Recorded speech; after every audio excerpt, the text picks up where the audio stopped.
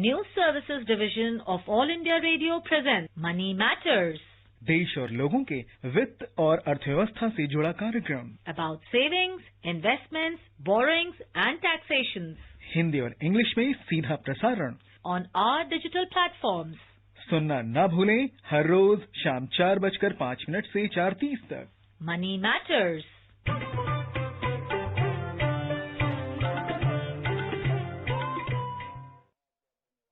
Welcome to this edition of Money Matters, a financial literacy program on our official YouTube channel and other digital platforms. A program in which we bring you information on personal finance like savings, investments, borrowings and taxation.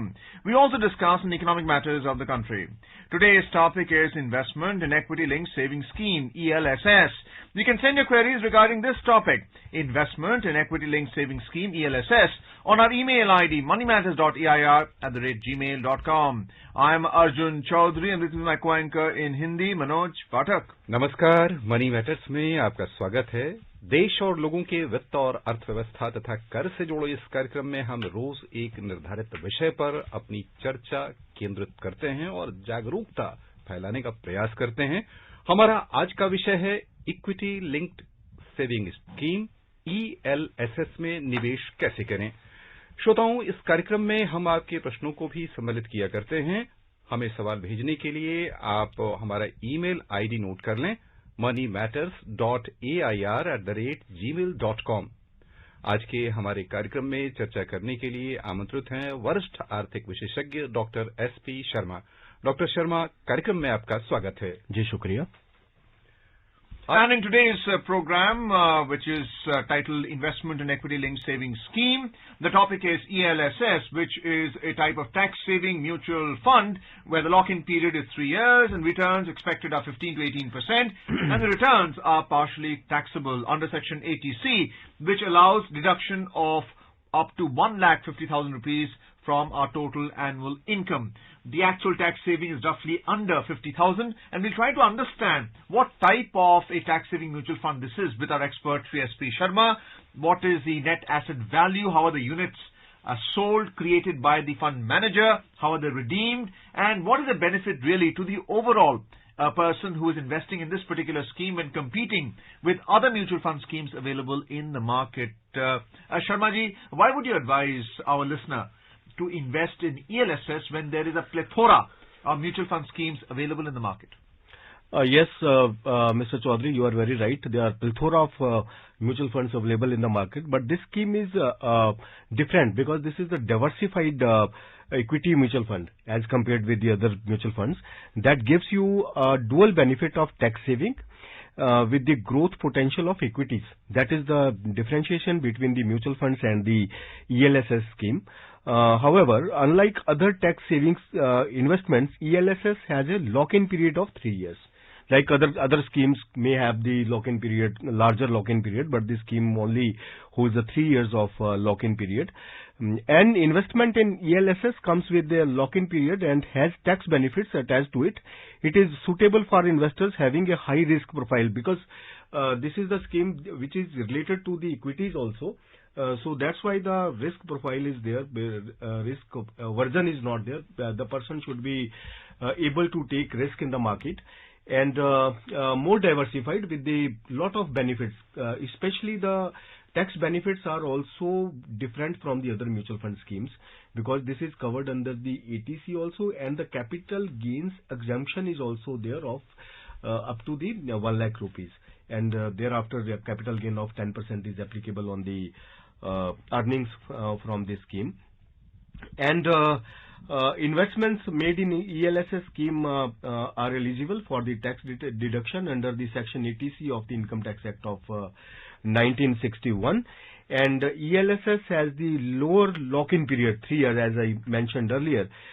Overall, this scheme is very dynamic and gaining momentum in the recent years, and scheme was launched in 2005. The investors can enter in this scheme with the SIP plan also. They can fix up their SIP dates, then they can enter in this scheme on gradual basis. On a monthly basis, you contribute to this particular scheme, and Yes. then it promises you 15 to 18% return. Yes, yes. Doctor Sharma, यहाँ बिल्कुल आम श्रोताओं की नजर से, जैसे कह लें कि एकदम आम आदमी हो, वो यदि समझना चाहे तो कैसे समझे कि यह जो इक्विटी लिंक्ड बचत योजना है ELSS, वो अन्य बचत योजनाओं से किस प्रकार अंतर है और इसमें क्या जोखिम हो सकते हैं, क्या फायदे हो सकते हैं आम श्रोताओं के नजरिए से? देखिए, आपने बिल्कुल सही कहा कि इस बचत योजना को हम इक्विटी लिंक्ड क्यों कहते हैं। एक तो ये ऐसी बचत योजना है जिसमें जो कि मार्केट के साथ जुड़ी हुई है और जिसमें बेनिफिट्स जो है वो जो दूसरी स्कीम्स हैं उससे ज्यादा है। मतलब जो रिस्क है मार्केट के साथ जुड़ने का, जो रिस्क है उसके साथ साथ में इसके जो बेनिफिट्स हैं वो टैक्स सेविंग बेनिफिट्स भी हैं, जैसे कि ETC के अंदर इसको टैक्स में एग्जम्पशन है। और कैसे ये मार्केट से जुड़ा है, हम इसको इक्विटी लिंक्ड क्यों कहते हैं जी, क्योंकि ये सीधे तौर पे जो शेयर मार्केट है उसके साथ जुड़ा हुआ है। जिस तरीके से शेयर मार्केट की परफॉर्मेंस होगी, जैसे हमारे शेयर्स परफॉर्म करेंगे, वैसे ही इस स्कीम का जो नेट एसेट वैल्यू है वो निर्धारित होता रहेगा। अब वो डिपेंड करता है कि ELSS ने उस समय पे, एक पर्टिकुलर समय पे किन जो पोटेंशियल शेयर्स हैं उनमें इन्वेस्ट किया हुआ है और उन शेयर्स का परफॉर्मेंस कैसा है, वो कितना रिटर्न दे रहे हैं। अकॉर्डिंगली इसका जो रिटर्न रहेगा उसी जो मार्केट मूवमेंट है उसके अनुसार इसके ईयरली रिटर्न्स रहेंगे। और इसमें कई प्रकार के ऑप्शंस अवेलेबल हैं। एक इसमें ग्रोथ का ऑप्शन होता है, एक इसमें डिविडेंड का ऑप्शन होता है और एक इसमें डिविडेंड री इन्वेस्टमेंट ऑप्शन होता है। जो ग्रोथ का ऑप्शन है उसमें सबसे ज्यादा रिटर्न्स रहते हैं क्योंकि जो उसमें फिर डिविडेंड्स के लिए व्यक्ति को कंसीडर नहीं किया जाता। जो भी उसका अर्निंग्स है वो ग्रोथ मोमेंटम में निरंतर आगे उसका जो रेट ऑफ रिटर्न है वो कंपैरेटिवली हाई रहता है। और डिविडेंड ऑप्शन में एक निर्धारित समय पे आपको डिविडेंड मिलते हैं और वो टाइम टू टाइम जब भी फंड अनाउंस करता है तो आपको डिविडेंड दे दिया जाता है। और तीसरा ऑप्शन रहता है कि आपको डिविडेंड तो आपका अनाउंस हो गया लेकिन उसको वापस री इन्वेस्ट कर दिया मार्केट में, तो उससे आपके और भी जो रिटर्न्स हैं वो थोड़े बेटर होते हैं डिविडेंड ऑप्शन के कंपैरिजन। हाँ डॉक्टर शर्मा, यहाँ हम ये समझना चाहेंगे कि मान लीजिए कोई निवेशक है तो इस बचत योजना में कहाँ जाकर वह निवेश कर सकता है, कैसे इसकी खरीदारी कर सकता है? देखिए, ये बहुत ही सिंपल है। जैसे हम दूसरे शेयर्स खरीदते हैं और जैसे दूसरे म्यूचुअल फंड्स खरीदते हैं उसी प्रकार से बहुत सारे जो बैंक्स हैं इस स्कीम में ट्रेड करने के लिए निर्धारित हैं। जैसे और उन्होंने अपने अपने जो ELSS स्कीम्स बनाए हैं, जैसे कि Axis long term equity fund है, HDFC long term advantage fund है, Aditya Birla tax relief fund है, DSP टैक्स सेवर फंड है। इसके अलावा और भी बहुत सारे हैं। तो इनमें आप एक अपने निर्धारित जो आपका इन्वेस्टमेंट है उसके अनुसार अपना ट्राजेक्टरी आप चूज कर सकते हैं। और इसमें जो मिनिमम इन्वेस्टमेंट है वो सिर्फ मात्र 500 रुपए की है और उसी के मल्टीपल में आप कितना भी इसमें इन्वेस्ट कर सकते हैं।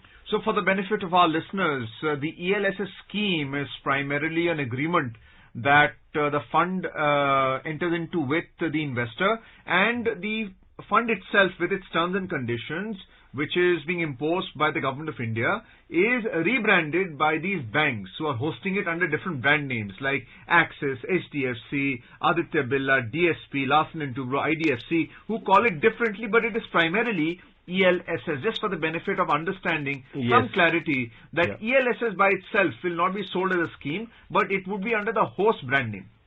Yes, you are very right. All these ELSS, these are the schemes, ELSS schemes, we can say the schemes. But the basic thing is the ELSS, that it is a fund generated by the scheme under the Government of India, which is in system since 2005. And it's regulated by the Securities and Exchange Board of India, SEBI, to ensure that there is proper compliance of norms and the investor is protected. The fund is not misused in any which way. Yes, this is regulated by the SEBI, and this scheme runs as per the other mutual funds. Like there is no differentiation between the rules and regulations of the other mutual funds, but this scheme provides the extra benefits and the diversified portfolio to the investors. Dr. Sharma, the typical investor is always looking at returns, which is 15 to 18% for ELSS, and a lock-in period, which is 3 years. What does this mean? Can the investor withdraw or redeem the units from this fund after 3 years only, or is it during the 3-year period that one can redeem their units and liquidate it? No, within the 3 years there is no option to liquidate the scheme. But after the 3 years, there are many options. They can partially redeem the units and they can continue for the longer period of time. But generally, the rate of return of this scheme is somewhere between 15 to 20% in a normal market condition, but sometimes the scheme provides more than 20% also. But on an average, during the last 13-14 years, the scheme has provided a good rate of return of 17-18%. But it is not assured return. But it is not assured return. There is no guarantee of this because this scheme is linked to the market, and markets are always volatile and markets are not risk-free. So that's why the scheme is not risk-averted, because this is linked to the share market and particularly the equities segment. Doctor Sharma, यहाँ पर ये समझना चाहूंगा कि इस पर हम आपने कहा कि हम 500 रुपए से भी शुरू कर सकते हैं, लेकिन क्या हम एक ही बार निवेश कर लें और इंतजार करते रहें कि इसका बेनिफिट हमें मिलेगा, यानी लमसम लगा दें, ऐसा भी कोई प्रावधान है क्या? जी बिल्कुल, इसमें ऐसा है कि एक तो आप SIP के जरिए जा सकते हैं, जो आपकी मंथली इन्वेस्टमेंट रहेगी। उसमें मार्केट में ये एडवांटेज मिल जाता है कि कई बार, क्योंकि मार्केट्स बहुत वॉलेटाइल होते हैं, कई बार मार्केट्स में अप टर्न्स आते हैं, कई बार डाउन टर्न्स आते हैं, कई बार मार्केट 1000 पॉइंट का, 500 पॉइंट्स का या 2000 पॉइंट्स का मूवमेंट एक ही महीने में ले लेती है। सेंसेक्स की बात कर रहा हूं मैं। तो उस समय पे जब मार्केट में मान लो कोई करेक्शन है, मार्केट काफी नीचे है, तो अगर SIP स्कीम में आप इन्वेस्ट कर रहे हैं तो उस लोअर लेवल पे भी आपका इन्वेस्टमेंट जो है स्कीम में चला गया, और जब वो मार्केट ऊपर अपसाइड गई तो उतना ही आपका जो रेट ऑफ रिटर्न है उस चीज में, आपका जो NAV है वो इंक्रीज हो गया। और दूसरी साइड पे इसमें दूसरा ऑप्शन जो लमसम की आपने बात की है, वो भी अवेलेबिलिटी उस योजना की भी है। आप एक ही समय पे जो भी आप इसमें अपना पैसा इन्वेस्ट करना चाहते हैं, अगर आप टैक्स बेनिफिट लेना चाहते हैं कि आपको 80cc के अंदर जो निर्धारित जो इन्वेस्टमेंट है 1.5 लाख का, वो उसके अंदर आप इसमें इन्वेस्ट कर सकते हैं। अदरवाइज आपका जो इन्वेस्टमेंट पैटर्न है वो इस तरीके का होता है कि आप 500 रुपए के मल्टीपल में कितना भी इन्वेस्टमेंट कर सकते हैं। आप 2000 रुपया भी कर सकते हैं, 50,000 रुपया भी कर सकते हैं। वो एक लमसम अमाउंट जो आपने इन्वेस्ट कर दिया, उसके ऊपर उसी प्रकार से जिस लेवल पे आपने इन्वेस्ट किया, मान लीजिए मार्केट उस समय पे, सेंसेक्स उस समय पे 38,000 है या 39,000 है या 40,000 है, तो उसके ऊपर जितना मार्केट मूव करेगा, पर्टिकुलरली वो शेयर्स जिन शेयर्स के साथ ये स्कीम संबंधित है, वो शेयर्स जिस तरीके से मूव करेंगे, उसी तरीके से जो आपका रेट ऑफ रिटर्न है वो तय होता रहेगा। और जो SIP है उसमें आपने एक लोअर मार्केट का, जब मार्केट में करेक्शंस आए, जब फ्लक्चुएशंस आई, तो उस टाइम पे आपने एक अपना डेट फिक्स किया हुआ है कि इस डेट को मेरा जो SIP के अंतर्गत मेरा इतना जो इन्वेस्टमेंट है इस स्कीम में चला जाए। तो उसी प्रकार से वो ऑटोमेटिकली आपका उसी महीने की उस डेट को आपका SIP में उतना पैसा जाता रहेगा।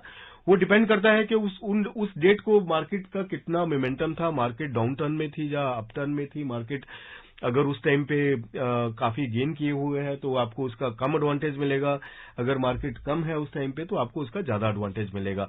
तो ओवरऑल जो ऑप्शंस हैं, इसीलिए इसको डाइवर्सिफाइड स्कीम कहा गया है कि इस स्कीम में ऑप्शंस जो हैं बहुत ज्यादा अवेलेबल हैं। आप जैसे मैंने शुरू में बताया कि 3 प्रकार के ऑप्शन, जैसे कि ग्रोथ ऑप्शन, डिविडेंड री इन्वेस्टमेंट ऑप्शन,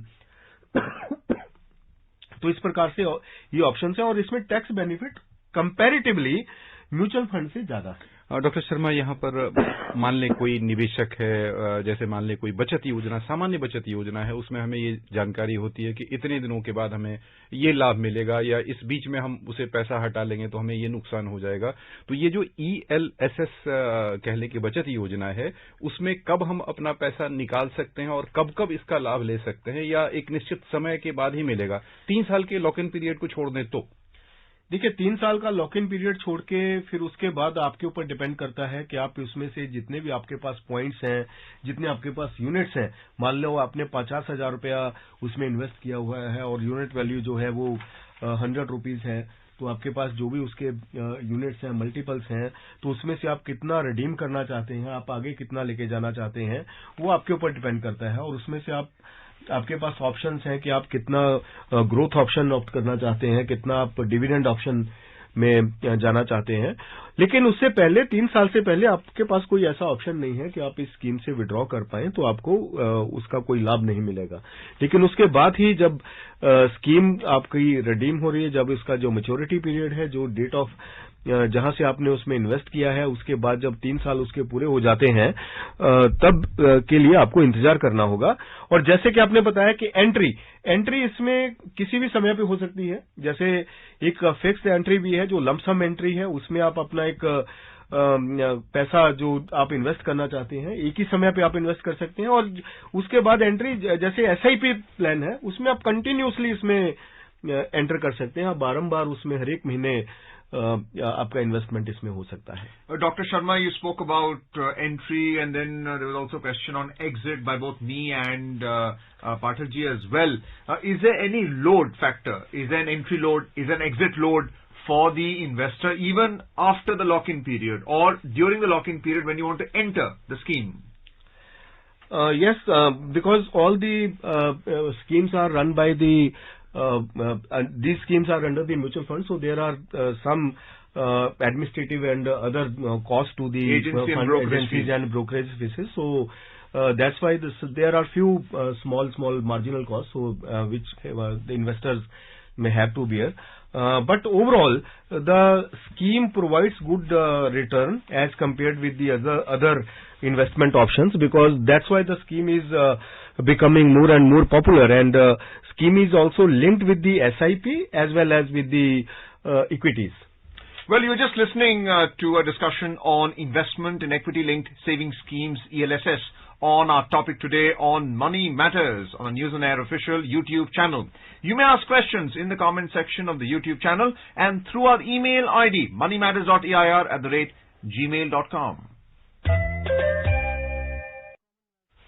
विराम के बाद एक बार फिर से आपका स्वागत है कार्यक्रम मनी मैटर में। मनी मैटर्स यानी अर्थ, वित्त, कर व्यवस्था और अर्थव्यवस्था से जुड़े प्रश्न और इनका जवाब, इसमें हो सकते हैं आप शामिल। आज हम चर्चा कर रहे हैं equity linked saving scheme ELSS में निवेश विषय पर।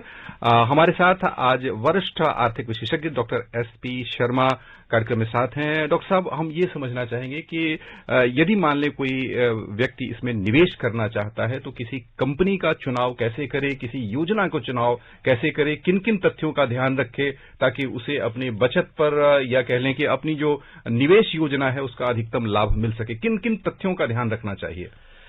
देखिए, सबसे पहले तो मैं बताना चाहूंगा कि जो पहला तथ्य है, जो भी इसमें निवेशक है, ये देखना चाहिए कि मार्केट किस लेवल पे है। अब जैसे मार्केट्स को अगर हम देखें तो मार्केट्स काफी उच्चतम स्तर पे हैं। 42,000 के आसपास मार्केट्स ऑपरेट कर रहे हैं। सेंसेक्स का लेवल जो है 42,000 के आसपास है। निफ्टी जो है 12,000 से ऊपर है। तो मार्केट ऑलरेडी बहुत ज्यादा गेन्स ले चुके हैं। जैसे कि संभावनाएं बहुत हैं, आने वाले टाइम में बजट में और अनाउंसमेंट्स होती हैं तो मार्केट्स इसके भी ऊपर जा सकते हैं, न्यू हाइस बना सकते हैं। लेकिन इस समय पे मार्केट्स ने काफी अच्छा स्तर तय किया हुआ है, तो इस समय पे जो निवेशक है उसको बहुत ही कॉशियस अप्रोच के साथ इसमें एंटर करना चाहिए, क्योंकि मार्केट्स इसके आगे जो उतना रिटर्न जो हम बात करते हैं कि 18% या 20%, शायद उतना किसी एक पर्टिकुलर ईयर में नहीं दे पाए। ये तो एक सबसे पहले सोचने योग्य तथ्य है कि सबसे पहले हमें देखना होगा कि जहां पे मैं इन्वेस्ट कर रहा हूं और वो सीधा मार्केट से जुड़ा हुआ है और मार्केट्स में कितनी अपॉर्चुनिटी है आगे ऊपर जाने की। और दूसरा, जब हम चुनाव करते हैं कि किस कंपनी के थ्रू किया जाए, मेरे ख्याल से जो जितनी भी अवेलेबिलिटी है, जितने भी ये स्कीम है, जो ये सभी कंपनियों के बहुत ही अच्छे जो इनके प्रेस्टीजियस कंपनीज हैं जिन्होंने भी ये फंड्स शुरू किया है, तो उसमें कोई ज्यादा सोचने की जरूरत नहीं है, क्योंकि ऑलरेडी सभी जो भी कंपनीज हैं जो ऐसे फंड्स प्रोवाइड कर रही हैं वो सेबी रेगुलेटेड होती हैं। तो इसमें बहुत ऐसा कोई चांस नहीं है कि इसमें कुछ गलत होने का कोई। यहाँ फिर समझना चाहूंगा कि मान लें कि जब हम किसी शेयर को खरीदते हैं तो हम जान रहे होते हैं कि इसका कारोबार कैसा है, ये कंपनी है वो कितना आगे जा सकती है वो हम समझ लेते हैं, लेकिन यह जब योजना है तो इसमें किसी कंपनी में हर कंपनी की स्कीम एक ही जैसी होती है या अलग अलग होता है, जिसका लाभ भी अलग होता है? देखिए, थोड़ा बहुत मार्जिनल फर्क रहते हैं। जो भी ये कंपनीज हैं, जैसे कि मैंने शुरू में बताया था कि Axis long term equity fund है, HDFC long term advantage fund है, तो ये और भी इसके अलावा बहुत सारे हैं, जैसे डीएसपी टैक्स सेवर फंड है। तो इनके जो रिटर्न्स हैं उनमें थोड़ा बहुत कई बार मार्जिनल अंतर रहता है, लेकिन ऑन एन एवरेज ये सभी एक ही प्रकार का जो रिटर्न है प्रोवाइड करते हैं। तो मैं समझता हूं कि जैसे हम शेयर मार्केट में ये चूज करते हैं कि कौन सा शेयर अच्छा है, उसमें बहुत ज्यादा डिफरेंस होता है। कई बार वो शेयर दूसरे शेयर के कंपैरिजन में बहुत ही आउट परफॉर्म करता है, या फिर बहुत ही कई बार उसमें वीकनेस आ जाती है। लेकिन इस स्कीम में ये एक आप ये समझिए कि एक जरिया है एक एक्सचेंज तक पहुंचने का, जबकि जो रिटर्न्स हैं वो ऑलमोस्ट जो है वो बराबर ही रहते हैं। So earlier we were discussing about how one can enter into the scheme through SIP mode. Otherwise, one can do it lump sum basis also on an annual basis to enjoy the tax benefits under the scheme and the returns on that investment. My question, Dr. Sharma, is for the investor who wants to enter into the scheme, do they have access to a prospectus which is issued by the fund manager in terms of how they're going to use your money into specific equities, whether there is a bull market or a bear market, because even in a bear market there are select stocks by the fund manager which are seeing a bull phase. So does the investor get full disclosure in terms of what are the specific equities that the fund manager is going to invest in, and how does the investor track the investment over the 3-year period?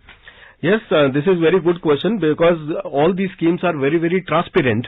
So investors are able to know the portfolios of the fund managers, how they are investing in the that particular schemes, and what is their long-term perspective, and what kind of shares, whether there is a strong weightage to the some particular sector, IT sector, or the infrastructure sector, or the consumer goods sector. So investors have every opportunity to know about their investment, whether the investment is majorly in some segment, or that the fund is totally diversified, and what kind of fluctuation or reshuffle is happening in that particular fund. So I believe the scheme is totally transparent, and there is always every disclosure about the investment plans by the fund managers. And I believe this ELSS through systematic investment plan helps you to take the advantage of market ups and downs. As I mentioned earlier, that SIP is the better opportunity to enter in this ELSS scheme. यहाँ पर एक बार फिर से बता दें या दोहरा दें कि कितना कर छूट मिल पाता है एक साल की अवधि के दौरान? देखिए, इसमें एक साल की अवधि के दौरान आपको, अगर आपने 1 लाख रुपए तक का गेन किया है, तो आपको उसके ऊपर कोई टैक्स नहीं लगता है, लेकिन उसके बाद आपको 10% का कैपिटल गेन्स टैक्स लगता है। दूसरा जो एग्जम्पशन है, जो शुरू में जो आप एटीसी के अंदर इसमें इन्वेस्ट करते हैं, तो मान लीजिए कोई व्यक्ति 10 लाख रुपए कमाने वाला व्यक्ति है एक साल में, तो उसको एटीसी के अंदर जो निर्धारित जो राशि है 1.5 लाख का, उसको एग्जम्पशन मिल जाता है। उसके अंतर्गत वो इसमें इन्वेस्ट करता है। वो राशि जो है, जो इसमें इन्वेस्ट कर दिया गया है, वो टैक्सेबल नहीं रहता है। तो आपका उसके ऊपर जो मान लीजिए 10 लाख रुपए कमाने वाले व्यक्ति को 20% टैक्स लगता है, तो वो जो 20% का आपको उसमें जो अब जो टैक्स है वो 8.5 लाख रुपए के ऊपर लगेगा। तो आपका 1.5 लाख रुपए का एग्जम्पशन आपको इस स्कीम के अंदर अवेलेबल है। How does one apply for this scheme, either online or offline? Does one require KYC, Aadhaar card, mobile number? Does that require to be disclosed? I think this scheme is attached to the demat account. So every scheme, mutual fund or the share market purchasing is always with the demat accounts. So the requirements by the particular banks of the demat accounts, they require the every proof about the residential address and other income proofs. So I think the scheme is totally transparent, and as investing in the share market or the other mutual fund, the scheme provides the equal benefits and the equal procedures for the other as per the other schemes. And clearly there is a different return from each host of the ELSS scheme. It is not the same, but it varies. Yes.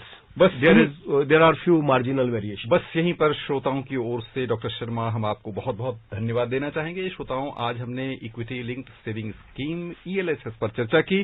कल हमारे इसी कार्यक्रम में आप जान सकेंगे mutual fund के विभिन्न प्रकारों के बारे में जानकारी। And that's it in this edition of Money Matters for now. Goodbye.